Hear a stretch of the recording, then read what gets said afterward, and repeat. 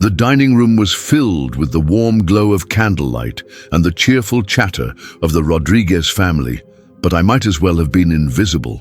I sat at the far end of the mahogany table, watching my husband Miguel laugh heartily at his brother Carlos's joke while completely ignoring my existence. "Remember when we went camping at Lake Tahoe?" Miguel's sister Sofia was saying, her eyes bright with nostalgia. "And Dad tried to catch that fish with his bare hands." The table erupted in laughter, everyone sharing their favorite memories of family trips I'd never been invited to join. I forced a smile and took another sip of my wine, the bitter taste matching my mood perfectly. "Oh, and what about last Christmas when we all went skiing?" Miguel's mother, Elena, chimed in. "Such a wonderful time with just the family." Just the family. The words stung like a slap across the face. I'd been married to Miguel for 3 years, but apparently I still wasn't considered family by the Rodriguez clan. What made it worse was that Miguel never seemed to notice, or if he did, he certainly didn't care enough to include me. "Sarah," Elena finally acknowledged my presence with a thin smile that didn't reach her eyes. "How's your little job at the marketing firm?" Little job. I was a senior marketing director at one of the city's most prestigious agencies, but Elena had a talent for diminishing everything about me. "It's going well, thank you," I replied politely, though my jaw was clenched. "That's nice, dear," she said dismissively before turning back to Miguel. "Mijo, you should really come to the beach house next weekend. The whole family will be there." I waited for Miguel to mention that we had plans that weekend, dinner with my parents, who were visiting from out of state. Instead, he nodded enthusiastically. "Sounds great, Mom. I'll be there." My heart sank. We had made these plans weeks ago, and I had already confirmed with my parents. But clearly, his family's spontaneous beach weekend took priority over my family's scheduled visit. "What about dinner with my parents?" I asked quietly, trying to keep my voice steady. Miguel looked at me as if he had forgotten I was there. "Oh, right. Can't you reschedule that?" The casualness of his suggestion hit me like a physical blow. "They're flying in from Seattle specifically for that dinner, Miguel. We've had this planned for a month." He shrugged, already turning his attention back to his family's conversation. "I'm sure they'll understand. Family comes first. Family comes first." The irony wasn't lost on me that he was using that exact phrase to exclude my family while prioritizing his own. The rest of the dinner passed in a blur of conversations I wasn't included in and inside jokes I didn't understand. I sat there, feeling like a ghost at my own husband's family table, watching the man I loved treat me like a stranger. As we drove home in Miguel's BMW, the silence between us was deafening. The city lights blurred past my window as I stared out, trying to process what had just happened. This wasn't the first time I had felt excluded by his family, but tonight felt different. Tonight, the message was crystal clear. I didn't belong. "You're being dramatic," Miguel said suddenly, not taking his eyes off the road. "I'm sorry, what?" I turned to look at him, genuinely confused. "I can see you sulking. You're being dramatic about dinner." "My family doesn't mean anything by it. That's just how they are. That's just how they are." The excuse I had heard 100 times before. His family's coldness toward me was always justified with that phrase, as if their behavior was some unchangeable force of nature rather than a choice they made every day. "Miguel, they planned a family trip without inviting me. Again.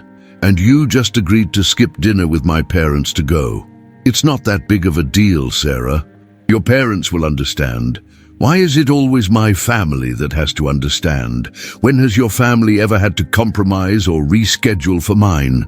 He sighed heavily, the sound filled with irritation. "Here we go again. You're always trying to cause problems between me and my family. I'm not trying to cause problems. I'm trying to be included in my husband's life." "You are included. You were at dinner tonight, weren't you?" I stared at him in disbelief. Being physically present while being emotionally excluded wasn't inclusion. It was torture, but Miguel seemed genuinely unable to see the difference. When we got home to our apartment, I went straight to our bedroom while Miguel settled in front of the TV with a beer. I sat on the edge of our bed, still wearing my dress from dinner, and felt the weight of 3 years of marriage pressing down on me. This wasn't what I had imagined when I said, I do. I had pictured a partnership, a team facing the world together. Instead, I felt like I was married to a man who saw his wife as an optional addition to his life, rather than an integral part of it. I changed into my pajamas and lay in bed, listening to the sound of the television from the living room. Miguel would probably fall asleep on the couch again, avoiding any further conversation about what had happened at dinner. As I stared at the ceiling, a terrible realization washed over me. I was lonely in my own marriage. I was married to a man who loved me, I was sure of that, but who didn't seem to understand that love required more than just feeling. It required action, consideration, and inclusion. The worst part was that I could see where this was heading. Tomorrow, Miguel would act like nothing had happened. He would kiss me goodbye before work, maybe bring home flowers as a peace offering, and expect everything to go back to normal. And I would probably let it, just like I had every other time. But as I lay there in the dark, something inside me began to shift. I was tired of being invisible. I was tired of my feelings being dismissed as dramatic. I was tired of being married to someone who treated me like a guest in my own life. I didn't know it yet, but that night was the beginning of the end of the woman I used to be. The woman who stayed quiet, who kept the peace, who made herself smaller to fit into spaces that were never meant for her. Tomorrow would bring a text message that would change everything, but tonight I was still just Sarah Rodriguez, the wife who didn't quite belong anywhere. I woke up the next morning to the sound of Miguel in the shower, his off-key singing echoing through our apartment.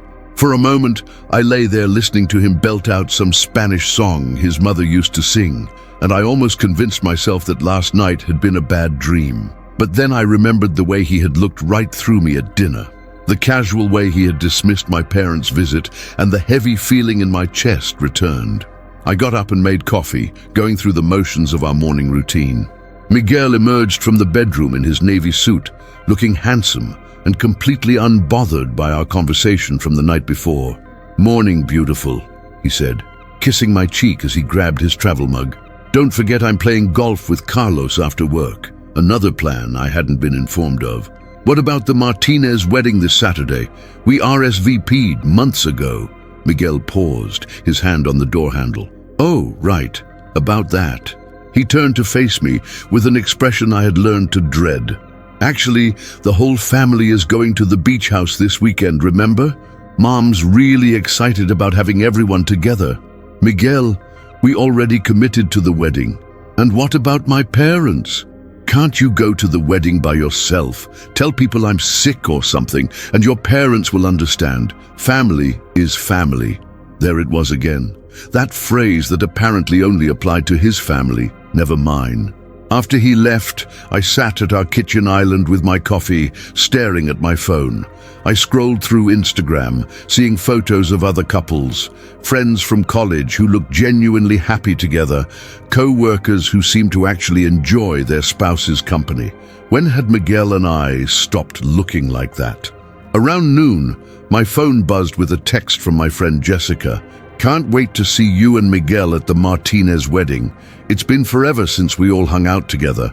I stared at the message, my fingers hovering over the keyboard. How could I explain that my husband had decided to bail on our commitment to attend his family's spontaneous beach trip? How could I admit that I was probably going to end up going alone if I went at all? Before I could respond, another text came in, this one from Miguel. "Talk to Mom about the beach house. She's so excited we're coming. Can you pack my blue swimsuit and that white linen shirt?" The casualness of it made my blood boil. He was already assuming I would handle everything, cancel with my parents, make excuses for the wedding, pack his clothes for a trip I wasn't even properly invited to. I typed back quickly, "What about my parents' visit and the Martinez wedding we already committed to?" His response came immediately. "Sarah, we talked about this. Your parents will understand and you can go to the wedding solo. It's not a big deal." Not a big deal. 3 years of marriage had taught me that this was Miguel's standard response to anything that inconvenienced him or required him to prioritize my feelings over his family's wishes. I set my phone down and tried to focus on work, but I couldn't concentrate. Around 3 p.m., my phone rang. It was my mother. "Hi, sweetheart. Just confirming our dinner reservation for Saturday at 7. Your father is so excited to see you both." My heart sank. I'd been dreading this call. "Mom, about Saturday. Is everything okay?" I could hear the concern in her voice, and I hated that I was about to disappoint her. Miguel's family planned a last-minute trip to their beach house. He wants to go. There was a pause. "But we've had this dinner planned for weeks. We're flying in specifically to see you both." "I know, Mom. I'm really sorry." "Sarah, honey, is everything all right with you and Miguel? You sound different." I closed my eyes, fighting back tears. My mother had always been perceptive, and I could hear the worry in her voice. "Everything's fine, Mom. It's just complicated." "Well, what if just you came to dinner? We'd love to see you even if Miguel can't make it." The fact that my own mother was more accommodating than my husband was about family commitments hit me like a punch to the gut. "I'll see what I can do." After I hung up, I sat in my office chair feeling completely defeated. I was caught between my husband's family, who didn't want me, and my own family, who missed me. And Miguel seemed oblivious to the impossible position he was putting me in. That's when my phone buzzed with a text that would change everything. It was from Miguel. "Actually, talk to Mom again. The beach house is going to be pretty full this weekend with everyone coming. She thinks it might be better if it's just family this time. You understand, right? Maybe you can visit your parents instead. Works out perfectly." I read the message 3 times, each reading making me angrier than the last. Just family this time. As if I had ever been considered family. As if 3 years of marriage meant nothing. But what really got to me was that last line. Works out perfectly. The exclamation point felt like salt in the wound, as if Miguel genuinely thought he had found a brilliant solution rather than revealing exactly how little he cared about including me in his life. My hands were shaking as I typed back, "So I'm not family?" His response was quick. "Don't be dramatic, Sarah, you know what I mean. It's just easier this way." Easier. That word kept coming up in our relationship lately. It was easier for me to skip events. It was easier for me to reschedule with my family. It was easier for me to make excuses and compromises and adjustments, while Miguel's life remained exactly as he wanted it. I stared at those text messages, reading them over and over again. "Just family this time. You understand, right? Works out perfectly." And suddenly, something inside me snapped. Before I could second-guess myself, I took a screenshot of Miguel's text. Then I opened Instagram and started typing, "When your husband tells you that you're not family for his family beach trip, but expects you to skip your own parents' visit to accommodate his schedule. 3 years of marriage, everyone. Marriage reality. Not invited. Worthy of better." I attached the screenshot and hit post. Within minutes, the comments started pouring in. Friends, co-workers, even acquaintances were responding with shock, support, and their own stories of feeling excluded by their partners' families. "Girl, this is not okay. You deserve so much better than this." My jaw literally dropped reading this text. The audacity of that exclamation point. I watched the post gain traction, feeling a mixture of vindication and terror. I had never aired my personal business online before, but something about seeing Miguel's dismissive words in black and white, shared with the world, made the reality of my situation crystal clear. My phone started ringing, Miguel's name flashing on the screen.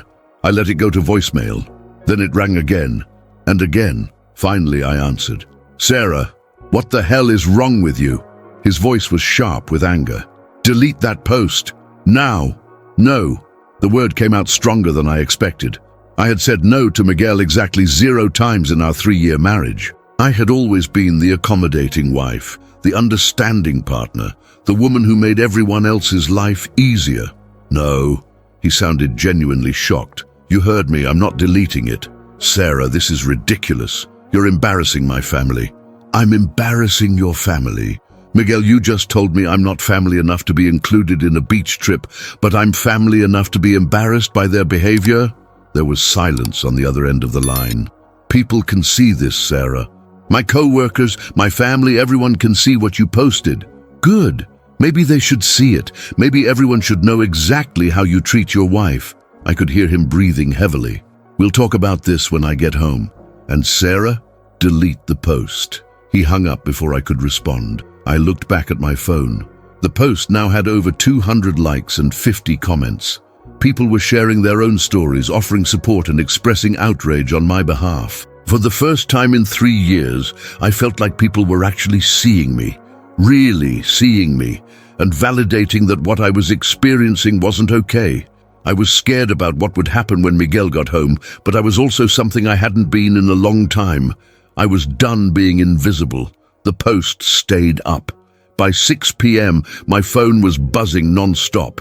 What had started as a frustrated post to my 500 Instagram followers had somehow exploded beyond anything I could have imagined.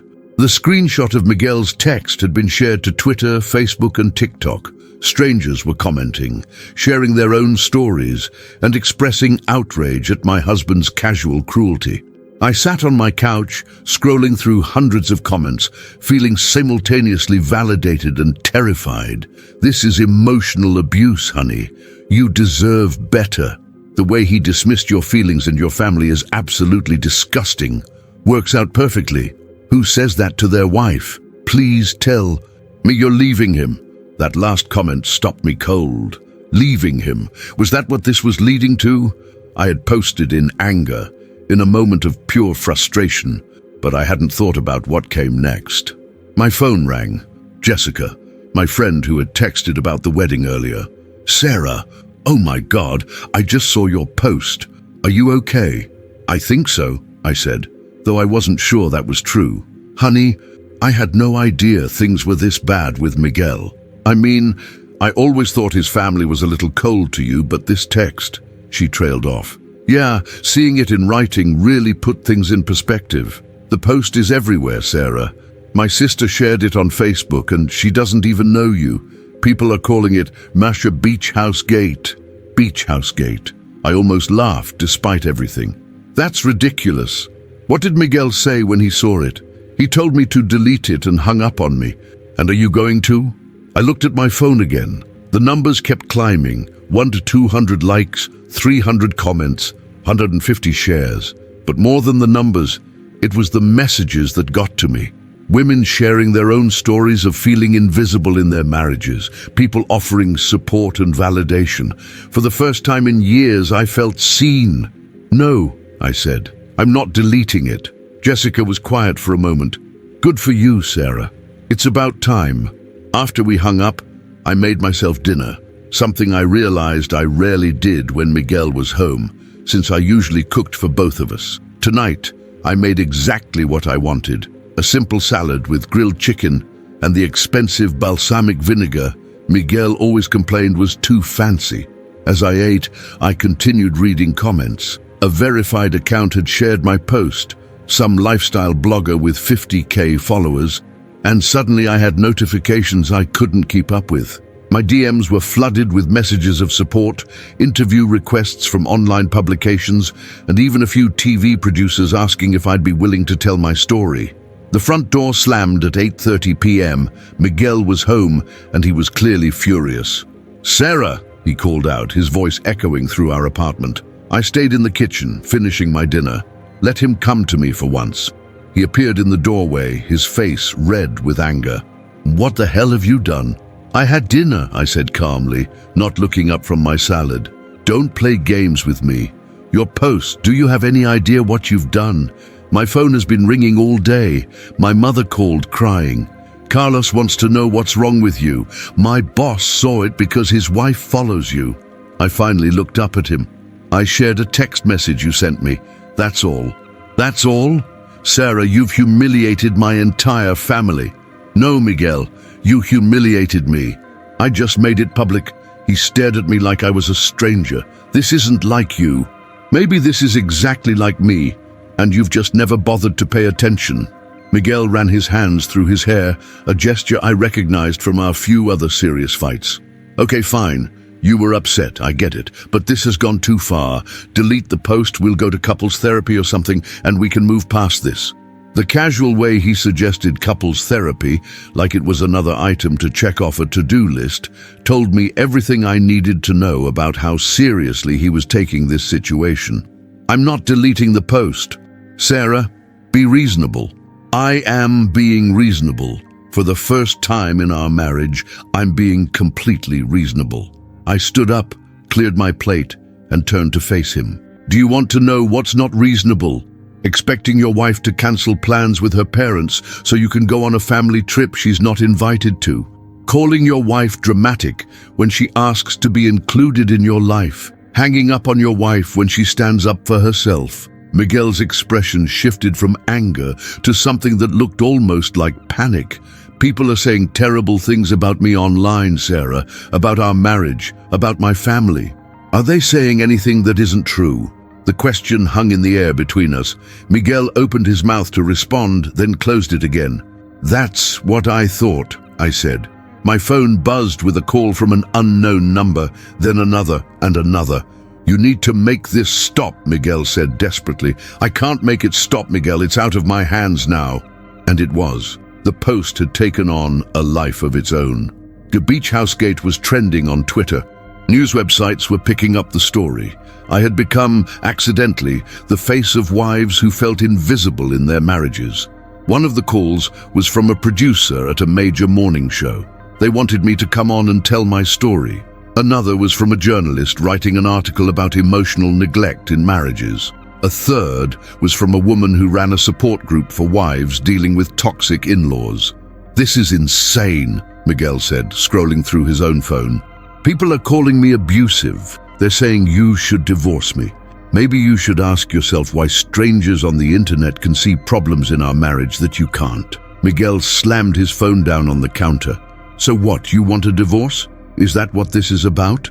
The question caught me off guard. Did I want a divorce? 3 days ago, I would have said absolutely not.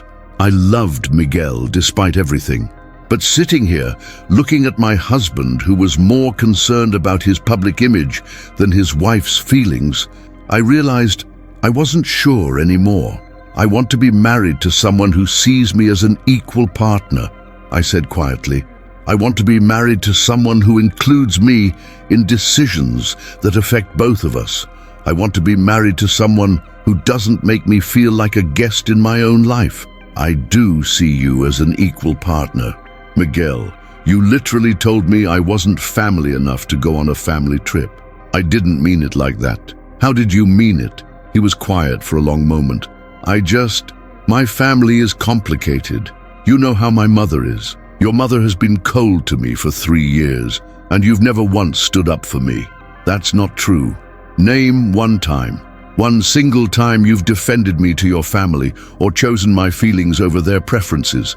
Miguel stared at me, and I could see him trying to come up with an example.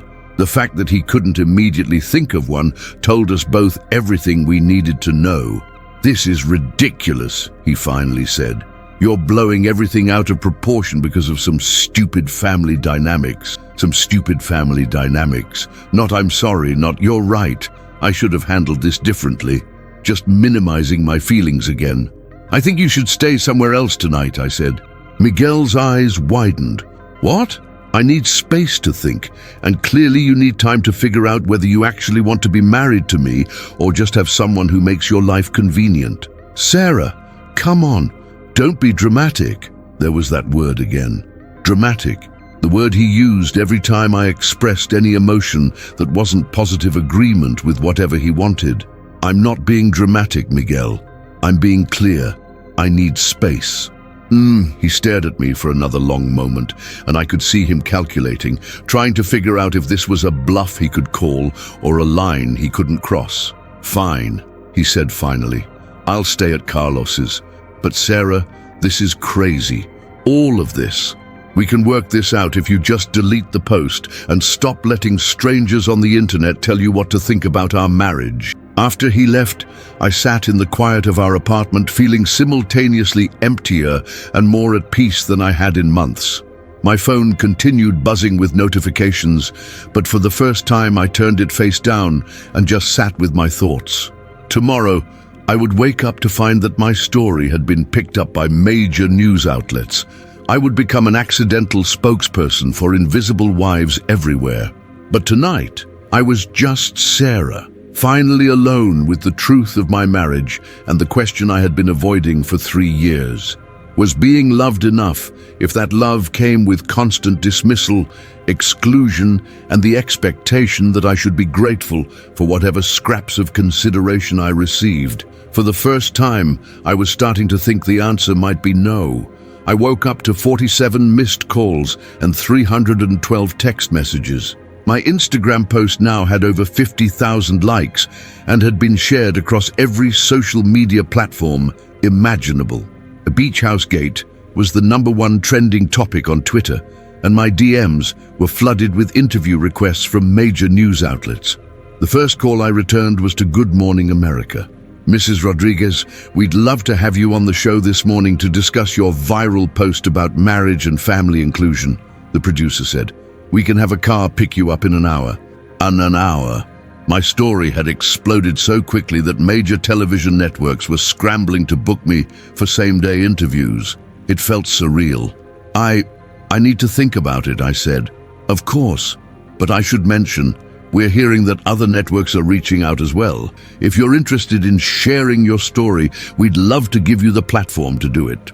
After hanging up, I called in sick to work. There was no way I could focus on marketing campaigns when my personal life had become national news. My phone rang again. This time, it was my mother.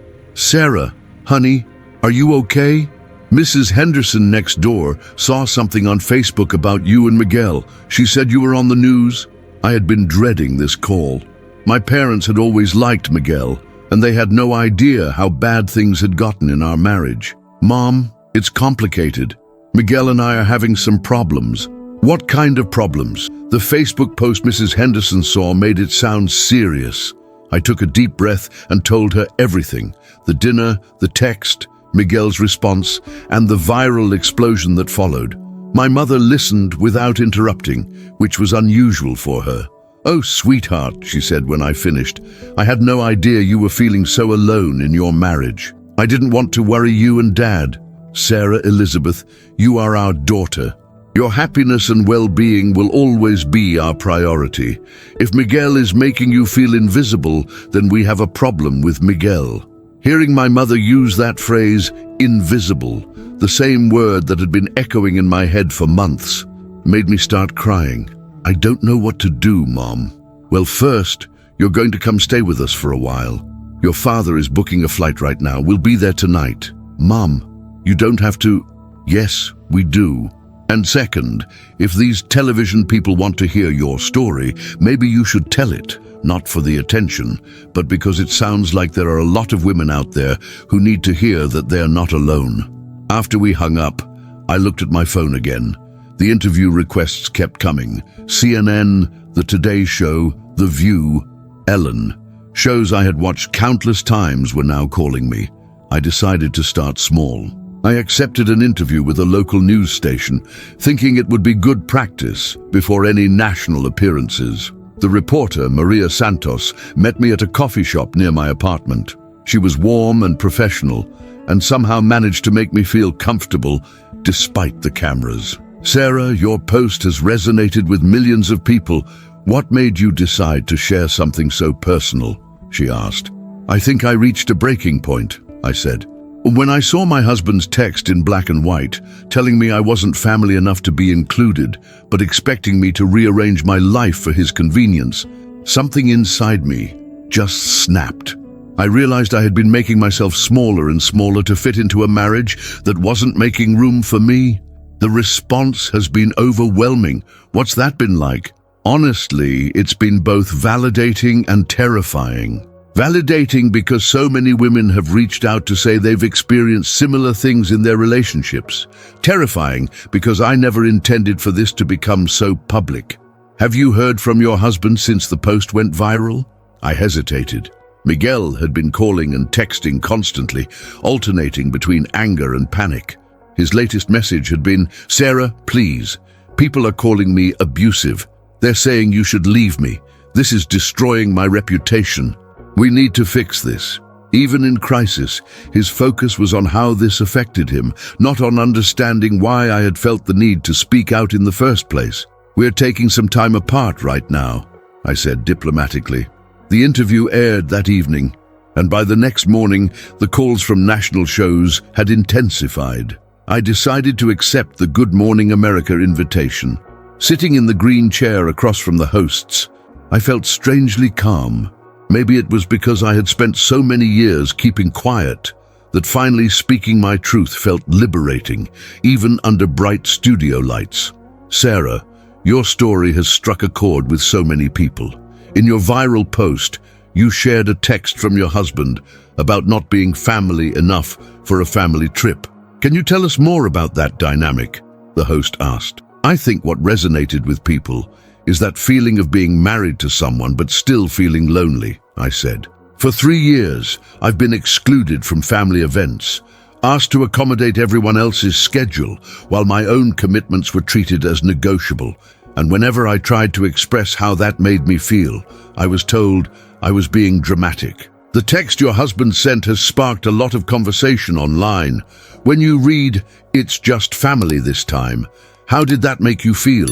Like I was a stranger in my own marriage. Like after 3 years, I was still auditioning for a role in my husband's life, rather than being seen as an integral part of it. What do you want people to take away from your story? I thought about all the messages I had received, women thanking me for putting words to feelings they hadn't been able to express, people sharing their own stories of feeling invisible in their relationships. I want people to know that feeling excluded and dismissed in your marriage isn't normal, and it's not something you have to accept. You deserve to be with someone who sees you as an equal partner, who includes you in decisions, and who makes you feel valued rather than tolerated. After the interview, I felt emotionally drained, but also oddly empowered. I had told my truth on national television, and the sky hadn't fallen. My phone was buzzing with a call from Miguel. I had been avoiding his calls, but something made me answer this one. "Sarah, I just watched your interview." His voice was different, smaller somehow. "Is that really how you feel? Like a stranger in our marriage?" For the first time since this all started, he wasn't angry or defensive. He sounded genuinely shocked, like he was hearing my perspective for the first time. "Yes, Miguel, that's exactly how I feel." There was a long pause. "I never meant to make you feel that way, but you did, repeatedly, for 3 years. I know you probably don't want to hear this right now, but I love you, Sarah. I don't want to lose you. If you love me, why has it taken a viral social media post and national television interviews for you to hear what I've been trying to tell you for years?" He was quiet for so long, I thought the call had dropped. "I don't know," he said finally. "I guess I don't know what I thought. That you understood how my family is. That you knew I loved you, even if I didn't always show it the way you needed. Love isn't just a feeling, Miguel. It's actions, it's choices, it's standing up for your partner when they need you to. I know that now. I'm seeing a therapist. By myself, I mean, to try to understand how I got this so wrong." That surprised me. Miguel had always been resistant to therapy, calling it self-indulgent. "That's good," I said.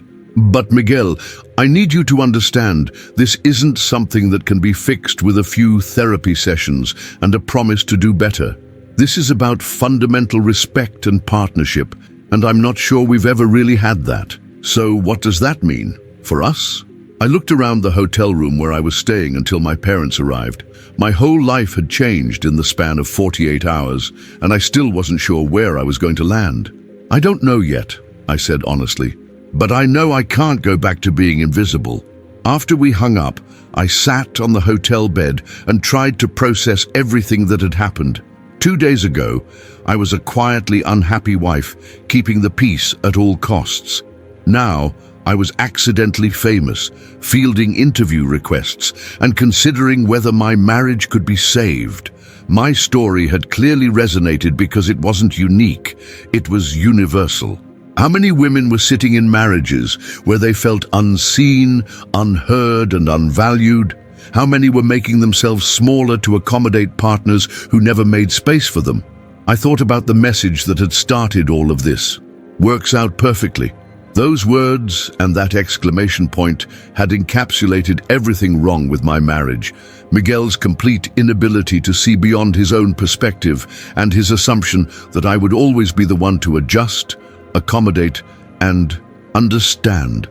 But maybe, for the first time in 3 years, things actually were working out perfectly, just not in the way Miguel had intended. A week after going viral, I was sitting in a coffee shop in my hometown, looking across the table at Miguel. He had driven 6 hours to see me after I agreed to meet with him in person. He looked terrible, like he hadn't slept in days, which was probably true. My parents had been incredible, flying in immediately and creating a safe space for me to process everything that had happened. My father, usually a man of few words, had said simply, "Any man who makes our daughter feel invisible isn't worthy of her." My mother had spent hours listening to me work through 3 years of suppressed feelings and helping me understand that what I had experienced wasn't normal or acceptable.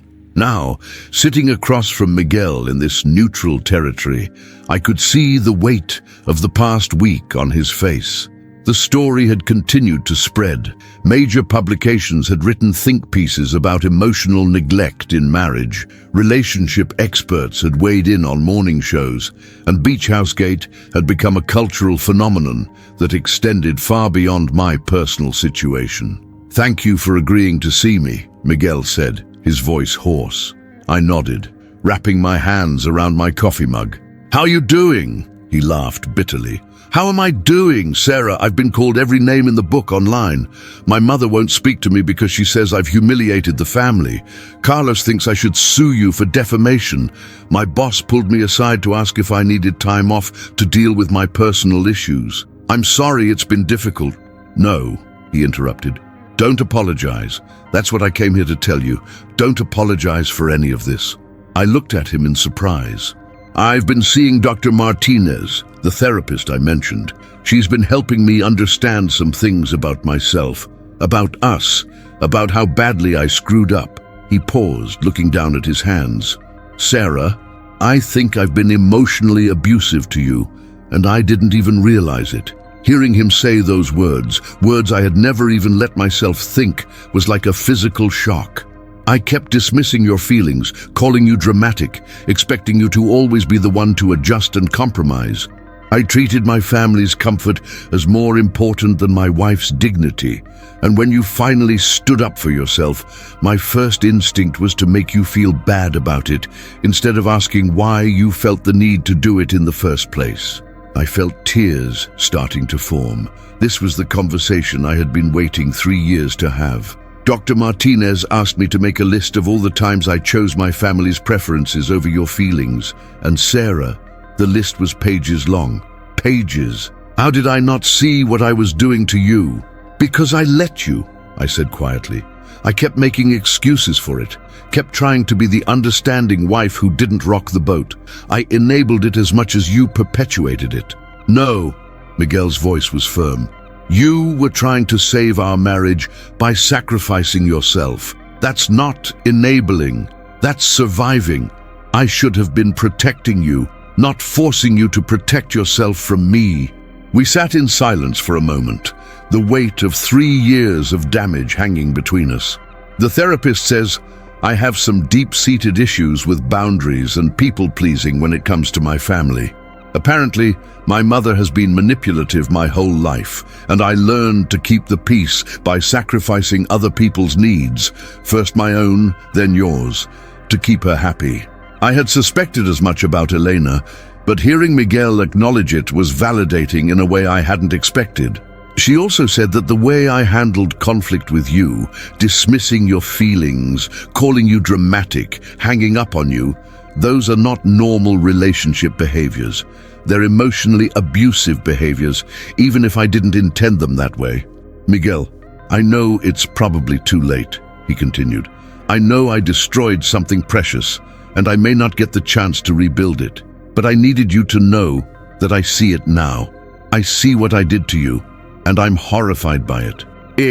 I studied his face, looking for signs that this was another manipulation, another attempt to get me to come home and forget everything that had happened. But what I saw was genuine remorse, and for the first time in our relationship, real accountability. What do you want from me, Miguel? I want a chance to show you that I can be the husband you deserved from the beginning. I want to earn back your trust and your respect. I want to learn how to put our marriage first, even when my family doesn't like it.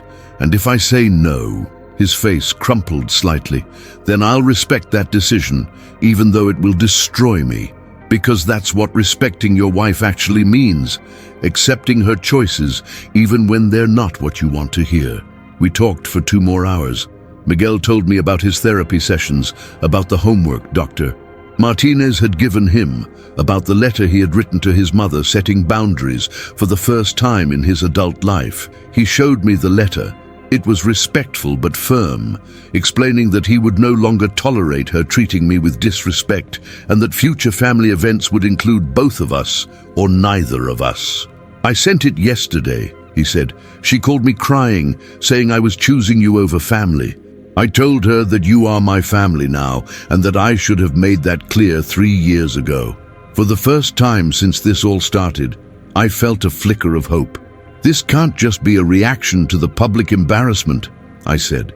If we're going to have any chance of making this work, you have to want to change because you love me and want me to be happy. Not because the internet thinks you're a bad husband. You're right. And honestly, the public thing was what got my attention. But it's not what's keeping me in therapy. What's keeping me in therapy is the realization that I almost lost the most important person in my life because I was too selfish and blind to see what I was doing to her. Miguel, even if we try to work this out, I need you to understand that I'm different now. I'm not going back to being the wife who stays quiet to keep the peace. I'm not going to smile and pretend everything is fine when it's not. I found my voice, and I'm keeping it. I don't want you to go back to being quiet, he said. I want to be married to the woman who was brave enough to call me out publicly when I wouldn't listen privately. I want to be married to someone who expects better from me, who holds me accountable, who doesn't let me get away with treating her badly. We agreed to try couples therapy together with the understanding that there were no guarantees. I would stay with my parents for another few weeks while we both continued individual therapy and started working together with Dr. Martinez. As we walked out of the coffee shop, Miguel stopped and turned to me. Sarah, I need to say something else.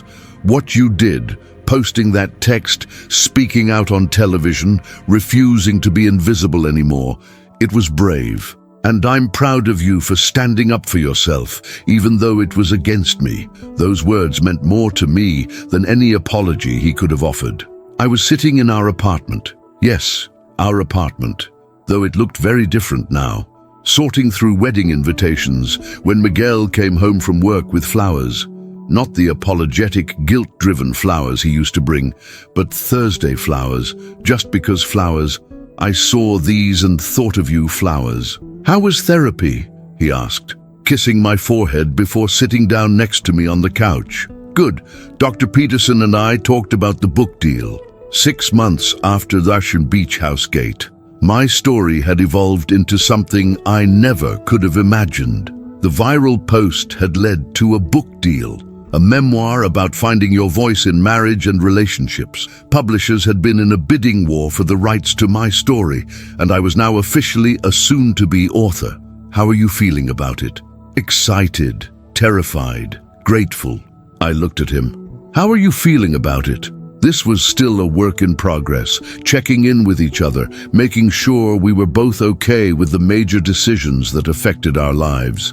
Miguel's initial reaction to the book deal had been panic about having our private business aired even more publicly, but after discussing it in couples therapy, he had come around to supporting it. "I'm proud of you," he said, and I could tell he meant it. "And if telling our story helps other couples avoid the mistakes we made, then I think you should tell it." The changes in our relationship hadn't happened overnight. There had been setbacks, difficult conversations, and moments when I wasn't sure we were going to make it.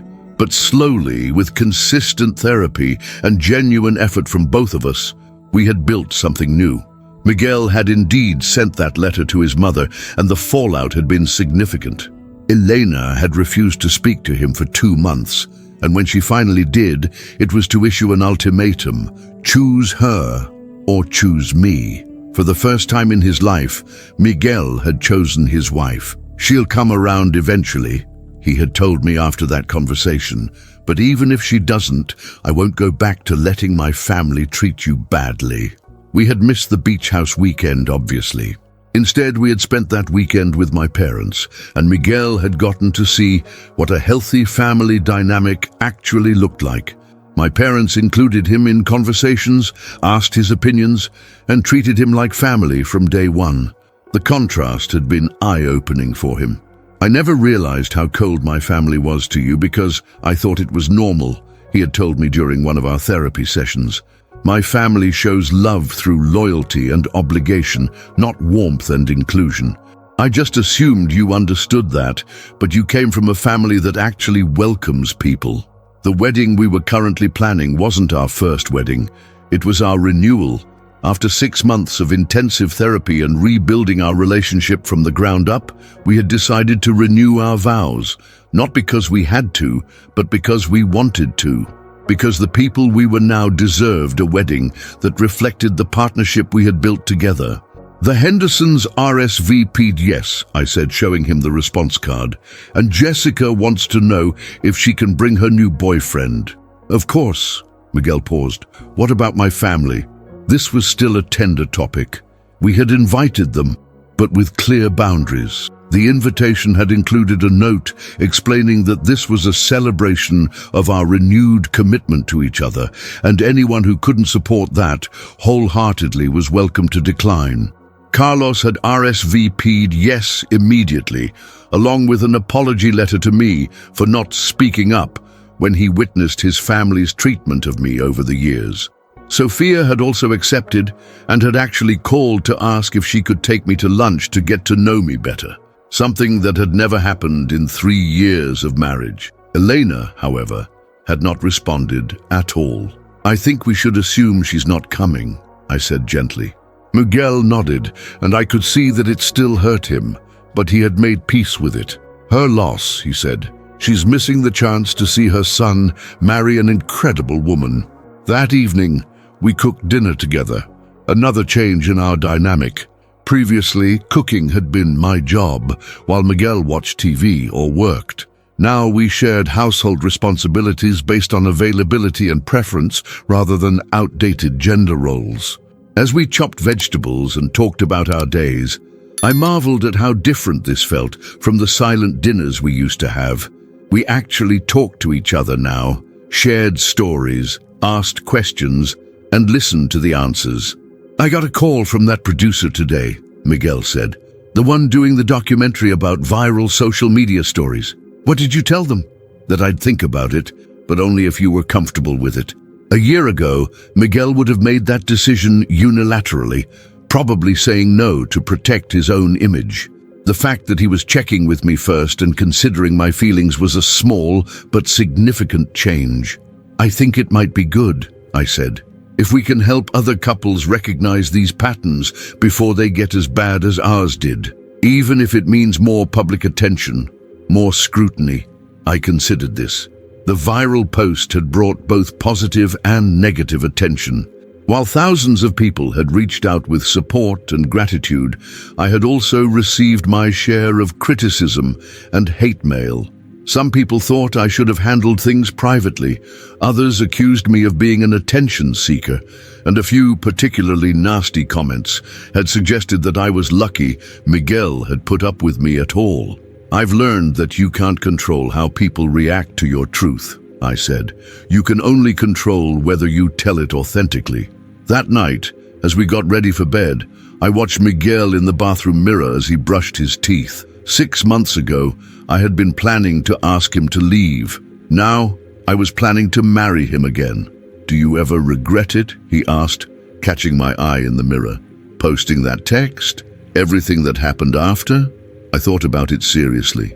The viral post had turned my life upside down, ended my privacy, cost me some friendships, and put my marriage through the most difficult period we had ever experienced. "No," I said. "I regret that it took going viral for you to hear me. I regret that I stayed quiet for so long that I had to explode publicly to get your attention. But I don't regret finally standing up for myself. I regret that you had to," he said quietly. We had this conversation periodically, not dwelling on the past, but acknowledging what had happened and how far we had come. Dr. Martinez had told us that healthy couples could discuss their problems without defensiveness or blame, and we were getting better at it. In bed, Miguel reached for my hand like he did every night now, another small change that meant everything to me. For 3 years, we had shared a bed but rarely connected physically unless it was leading to sex. Now we touched casually, frequently, affectionately. "Sarah? Thank you. For what? For fighting for us. For not giving up even when I gave you every reason to." I squeezed his hand. "Thank you for doing the work to become someone worth fighting for." As I drifted off to sleep, I thought about the book I was writing, the wedding we were planning, and the life we were building together. It wasn't the same marriage I had started with 3 years ago. It was infinitely better. My phone was on silent now during our evening time together, another boundary we had established. But I knew that tomorrow it would be full of messages from other women sharing their stories, asking for advice, or simply saying thank you for giving them permission to expect more from their relationships. The text that had started everything actually talked to Mom again. "The beach house is going to be pretty full this weekend with everyone coming. She thinks it might be better if it's just family this time. You understand, right? Maybe you can visit your parents instead. Works out perfectly."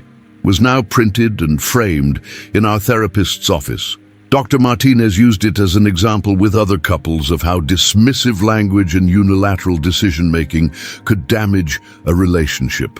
But tonight, lying next to my husband, who had learned to see me, hear me, and value me, I felt profoundly grateful for the woman who had been brave enough to hit post on that screenshot.